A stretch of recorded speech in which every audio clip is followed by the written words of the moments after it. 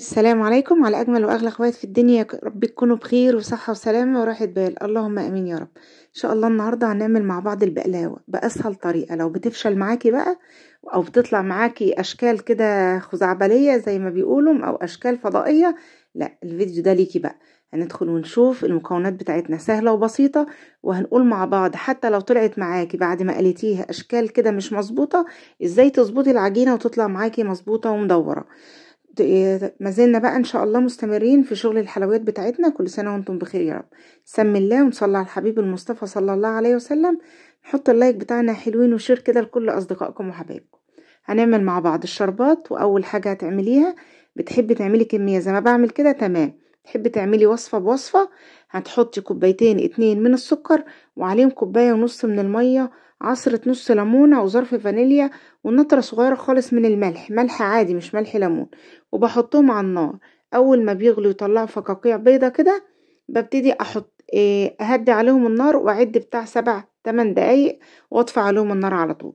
طبعا انا بعمل كيلو سكر كامل، بيكفيني اكتر من وصفة لما باجي اعمل حلويات. بدل ما بعمل كل شوية كوبايتين من السكر لوصفة واحدة، لا انا بعمل الكيلو بيكفيني مثلا 5 وصفات 6 وصفات، فبيبقى موجود عندي. حتى لو مكسلة اعمل حلويات، طالما هو موجود بقوم بعمل الحلويات على طول.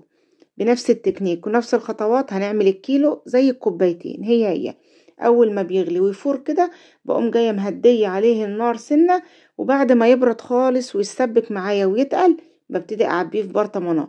حبة وسط ممكن نعمله وسط زي ما احنا شايفينه خفيف كده، حبة تقيل بتسيبيه ياخد ويدي مع بعض. كمان هتحطي معاكي معلقتين 2 أو 3 كبار من عسل الجلوكوز، وده موجود عند اي محل حلواني او اي عطار موجود.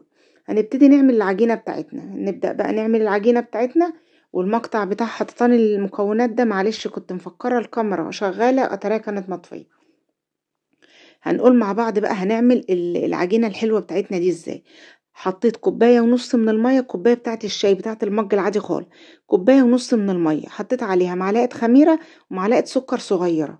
تمام كده تمام، وقلبتهم كويس قوي مع بعض، ونزلت عليهم بالدقيق. حطيت دقيق قد ايه يا نجلاء؟ حطيت كوبايتين ونص من الدقيق وعليهم معلقتين دقيق بسبوسة. لو مش عايزة تحطي دقيق بسبوسة ما تحطيش. وابتديت ان انا اعجنهم كلهم مع بعض زي ما انت شايفة كده. شايفة الربة دي؟ هي الربة دي اللي بنعجن بيها اللهم صل وسلم وبارك على سيدنا محمد، صلى على الحبيب. نعجن بيها عجينة ايه؟ الزلابية او لقمة القاضي. ببتدي ان انا اقلب بالمعلقة طول ما احنا شغالين، او بايديا بقى بدخل هوا وارب، ادخل هوا وارب لغاية ما تبقى ناعمة خالص معاكي. كمان حطيت 3 معالق من الزيت، 3 معالق من الزيت، كوباية ونص من المية، حطيت معلقة صغيرة من الخميرة، هكتب لك كل المكونات في صندوق الوصف، وكوبايتين ونص من الدقيق وعليهم معلقتين من دقيق البسبوسة. طب دقيق البسبوسة ليه يا نجلاء؟ هيخليها تشرب معاكي الشربات، مش هيخليها تعضم، هيخليها طرية معاكي وناشفة، الكفر من بره كده ناشف. وهنشتغل مع بعض دلوقتي بكيس حلواني او كيس تلاجة. عندك كيس تلاجة تمام، عندك كيس حلواني من بحط منه الكريمة تمام. بقوم جايبة الكيس بتاعي ودهناه دهنة من الزيت ودهنة المعلقة زيت، وابتدي اخد بقى كده كمية من العجينة بتاعتي اهيت. انا احطها في جنب بقى كده واسيبها في جنب لغاية ما اروح على الزيت. طبعا انا مش مسرعه لك الفيديو، مهدياه علشان نروح نشوف بقى هنشتغل ازاي. بعد ما عبيت الزلابية في قلب الكيس زي ما حضرتك شايفة كده، ابتدي افتحها فتحة صغيرة، ولا كبيرة ولا صغيرة، عشان ما تطلعش الكورة كبيرة قوي وتخينة قوي. ورحت حطيت الزيت بتاعي على النار على درجة حرارة فوق المتوسطة بشوية، يعني مش سخن قوي. ونبتدي نقطع بقى بالمقص زي ما حضرتك شايفة كده.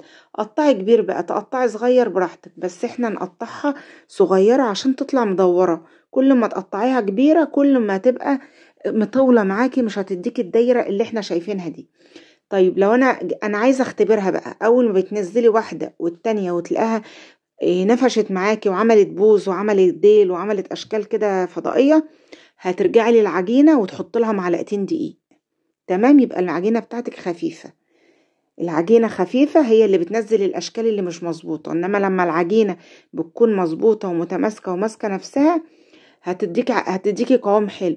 طيب ادينا القوام المظبوط يا نجلاء. المية قد ايه؟ الدقيق بتاعي غير الدقيق بتاع غيرك غير الدقيق بتاع غيرك، الدقيق مش زي بعضه يا جماعة، فكمية السوائل بتختلف. فانت لما تعملي الزلابية الكيلو الكوباية ونص من المية عليهم الكوبايتين ونص من الدقيق، تمام، وجربتي ولقيتيها زي ما حضرتك شايفة كده بتدي اشكال مش مظبوطة، هترجعي للدقيق بتاعك وهتزودي معلقتين كمان دقيق وتربيها وتسيبها ترتاح سنة وتبتدي ان انت تشتغلي. بنزل في الزيت وطبعا بطلعها وهي لسه اول وش، هنقلي وشين اتنين. يعني ايه وشين؟ هنحطها في الزيت مرتين، ده اول وش بطلعها لون فاتح، وطبعا طول ما انا شغالة بقلب فيها علشان تاخد لون من ايه، من جميع الجهات. ببل المقص زيت كده من قلب الطاسة وبقوم جاية حاطه. شايفة الزيت بقى ايه، مش بيغلي قوي بس في نفس الوقت سخن، احنا عايزينها سخن عشان اول ما الكورة تنزل في قلب الزيت السخن بتديكي شكل جميل زي ما انت شايفة كده. وبعد كده تهدي النار وتقلبي بقى من فوق لتحت من فوق لتحت لغاية ما تاخد كلها شكل جميل معاكي وتاخد التكويرة اللي احنا عايزينها. ببتدي ان انا اطلعها كده لما تاخد معايا لون سفاري الاصفر الفاتح، ونطلعها معايا في اي مصفى واركنها معايا على جنب كده. مش عايزه اقولك ان هي طالعه ناجحه وطالعه جميله وطالعه طعمه واحلى من بره بكتير وارخص بكتير. طبعا الشربات معايا تقيل وبارد، بحط فانيليا في الشربات، وفي العجينه بتاعت الزلابيه كنت حاطه فيها ظرف فانيليا، فالفانيليا دي بتديكي ريحه حلوه قوي للعجينه بتاعتك، وفي نفس الوقت الشربات بيديكي ريحه كمان حلوه خالص. هنخلص مع بعض بقى الكمية كلها زي ما حضرتك شايفة كده، ونبتدي بقى نقليها مرة كمان. طلعت بقى، طلعي كله. ادتني كمية حلوة، ايوه ادتك كمية جميلة قوي. طيب يا نجلاء انا ابتدي احط بقى مثلا انا عاملة كام عيار؟ انا عاملة عيارين اتنين، انا عاملة عيارين اتنين مش عاملة عيار واحد. يعني انت اما تحطي نص كيلو من الدقيق، نص كيلو بيطلع معاكي 4 كوبايات من الدقيق، بياخدوا معاكي تقريبا كوبايتين ونص من المية. تمام، واحنا قلنا المية معانا اختيارية، المية معانا اختيارية، يعني مش اختيارية تحطي المية اللي انت عايزاها، لا، قللي المية وبعد كده حطي الدقيق. خلي المية العيار بتاعك قليل، وبعد كده تزودي بقى، بعد كده لو لقيتها تقيلة معاكي زودي المية. تمام، يعني احنا هنبدأ مثلا بكوباية ونص من المية، وانزل عليها بقى بالدقيق بكوبايتين ونص من الدقيق. تمام، خلاص بقى كده انا بقى عيد الآلية، حطيت بقى شوية بشوية كده، وغمقي بقى على قد ما تقدري النار بتاعتك تبقى تحت المتوسطة، يعني مش هادية قوي، تحت المتوسطة.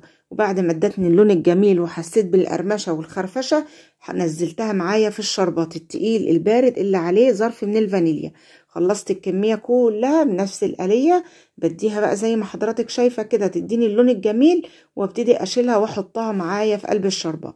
بحطها في الشربات وطلعها على طول؟ لا، بتسيبيها معاكي في الشربات بتاع 5 دقايق كده تشرب على قد ما تشرب خالص، عشان تبقى طبعا ناعمة وحلوة خالص معاكي. تمام كده على قد ما تقدر. انا طبعا حاطه 3-4 معالق الزيت، وحطيت كمان معاهم معلقه صغيره كده تنعملك البسبوسه البسبوسه البقلاوه بتاعتك معايا او لقمه القاضي. خلصت كل الكميه كلها بنفس الطريقه، ونبتدي بقى نسيبها في الشربات. وبعد ما تتحط في الشربات 5 دقايق اسيبها تشرب قوي منها، اقوم جايه مطلعاها في مصفى تصفي بقى اي شربات زياده معاها، بس لازم تسيبيها شويه. شايفة بقى بسم الله ما شاء الله ادتني شكل جميل وادتني كمية كبيرة، وبألف هنا وشفا على قلوبكم. دمتم بخير وعلى خير في حفظ الله وأمانه، والسلام عليكم.